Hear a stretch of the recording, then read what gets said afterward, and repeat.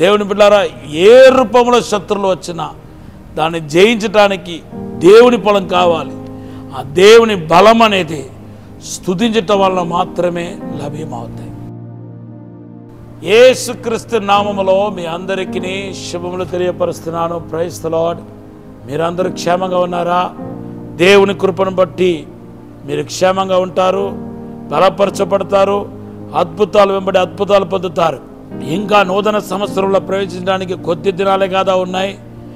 నా సమస్యలు అలాగే ఉంది, నా పోరాటం అలాగే ఉంది, నా ఆర్థిక ఇబ్బందులు అలాగే ఉండిపోయింది, నా పిల్లల సమస్యలు అలాగే ఉండిపోయిందని మీరు బాధపడుతున్నారేమో. ఓవర్ నైట్లో ఒక్క రాత్రికి రాత్రి దేవుడు లేని వాటిని ఉన్నట్టుగా, ఉన్న వాటిని లేనట్టుగా దేవుడు చేయగలుగుతాడు. అదే చేయబోతున్నాడు. మీ జీవితము ధన్యకరంగా మారబోతున్నాయి. దేవుని యొక్క గొప్ప ఆశీర్వాదాన్ని మీరు రుచి చూడబోతున్నారు. దేవుని బిడ్డలారా, ఈరోజు దేవుడు మనకు ఇచ్చిన వాగ్దానం కీర్తన 32:8. అయితే పరిశుద్ధ గ్రంథంలో మన జ్ఞానుల గురించి మత్తయి సువార్త 2వ అధ్యాయంలో యేసును కలుసుకోవడానికి వచ్చిన జ్ఞానుల గురించి మన పరిశుద్ధ గ్రంథంలో చూస్తున్నాం.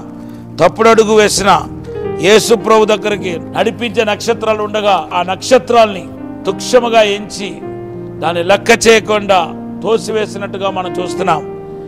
అందుకొరకే వాళ్ళు ఏ రోజు చేతిలో పడ్డారు. మరి ఏ రోజు చేతిలో పడిన వాళ్ళు విడిపించబడ్డారు. ఎందుకు విడిపించబడ్డారు?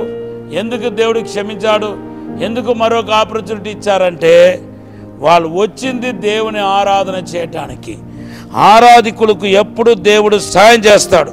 చూడండి, మత్తయి సువార్త 2వ అధ్యాయం 11వ వచనంలో కేవలం వాళ్ళు తీసుకొచ్చిన బంగారమును, ధూపమును, బోలమును మాత్రం ఇవ్వలేదు, సాగిలపడి ప్రభును ఆరాధించారంట. నువ్వు ఆరాధికుడైతే ఖచ్చితంగా నిన్ను క్షమించడంలో దేవుడు సంతోషిస్తాడు. నీకు మరొక అవకాశం ఇచ్చే విషయంలో దేవుడు సంతోషిస్తాడు. ఆరాధనలో గొప్ప శక్తి ఉంది, ఆరాధనలో గొప్ప మహిమ ఉంది. ఎవరు ఆరాధికులుగా ఉన్నారో, ఆరాధించడానికి ఇష్టపడుతున్నారో, ఆత్మతోను సత్యముతోను ఎవరైతే ఆరాధించడానికి ఇష్టపడుతున్నారో వాళ్ళు పడిపోయినను తిరిగి లేస్తారు, చిగురిస్తారు, ఎండిపోయినను చిగురిస్తారు. దేవుని బిడ్డలారా, మీరు బైబిల్లో చూడండి, ఎప్పుడల్లా ఆరాధన చేస్తారో అప్పుడల్లా అసాధారణమైన కార్యం జరిగింది. అపోస్తల కార్యం 16వ అధ్యాయం 25వ వచనంలో సరచ్చాలలో ఉంటూ పౌలు శీల ఆరాధించుండగా బంధకాలు తెగిపోయిందని మన పరిశుద్ధ గ్రంథంలో చూస్తున్నాం. నీ బంధకాలు తెగిపోవాలంటే నువ్వు దేవుని స్తుతించడానికి ప్రారంభించాలి, ప్రభువును ఆరాధించడానికి ప్రారంభించాలి. అంతేకాదు 2వ దినవృత్తాంతం 20వ అధ్యాయం 21వ వచనం చదివితే యెహోషువ తనకు బలం సరిపోదని తెలిసి, వచ్చే శత్రువులతో యుద్ధం చేయలేమని తెలిసి, దేవుని బిడ్డలారా సైనికులు నిలబడడానికి బదులుగా మరి పాటలు పాడే గాయకులు నిలబడ్డాడు. వాళ్ళందరూ యెహోవా దయాళుడు, ఆయన కృప నిరంతరం ఉండునని పాటలు పాడటానికి ప్రారంభించారు. బైబిల్ చెప్తుంది 2వ దినవృత్తాంతం 20:24లో ఆ శత్రులందరూ శవములుగా మిగిలిపోయారు.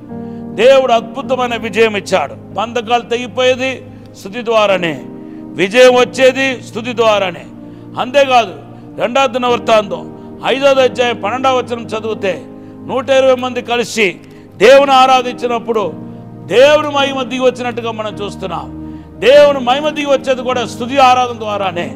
అంతేకాదు దేవుని బిడ్డలారా, కీర్తన 49 5-9 వచనాలు చదివితే ఒక మనిషి దేవుని ఆరాధించడానికి, స్తుతించడానికి ప్రారంభించినప్పుడు అతని జీవితంలో కలిగే పరివర్తన గురించి రాయబడి ఉంది.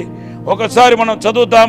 భక్తులు ఘనత నొంది ప్రహర్షించుదురుగాక, వారు సంతోషభరితులై తమ పడకల మీద ఉత్సాహగానము చేయుదురుగాక. వారి నోట దేవునికి చేయబడు ఉత్సాహ స్తోత్రములున్నవి. అన్యజనులకు ప్రతిదండన చేయుటకును, ప్రజలను శిక్షించుటకును, గొలుసులతో వారి రాజులను, ఇనుప సంకెళ్లతో వారి గనులను బంధించుటకును, విధింపబడిన తీర్పు వారి మీద నడుపుటకును, వారి చేతిలో 2 అంచులు గల ఖడ్గం ఉన్నది. ఆయన భక్తులందరికీ ఘనత ఇదే.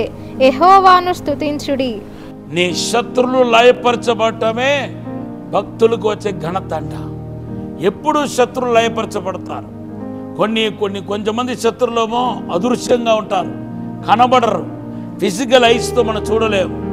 కొంతమంది ఏమో మనుష్యులే మనకు శత్రులు అవుతారు. దేవుని బిడ్డారా, ఏ రూపంలో శత్రువులు వచ్చినా దాన్ని జయించటానికి దేవుని బలం కావాలి. ఆ దేవుని బలం అనేది స్తుతించటం వల్ల మాత్రమే లభ్యమవుతాయి. నువ్వు ఒక ఆరాధికుడిగా ఉండాలనేది దేవుని యొక్క ఉద్దేశం. ఈ మాటలు దేవుడు దీవించిన గాక. పరిశుద్ధము నమ్మకమైన పరలోక తండ్రి, నీకు వందనాలు, స్తోత్రాలు ప్రభా. మమ్మల్ని క్షమించి మన్నించి పరిశుద్ధపరిచి స్తుతించే ఆరాధికులుగా చేయమని అడుగుతున్నాను. ఆత్మతో నింపమని అడుగుతున్నాను.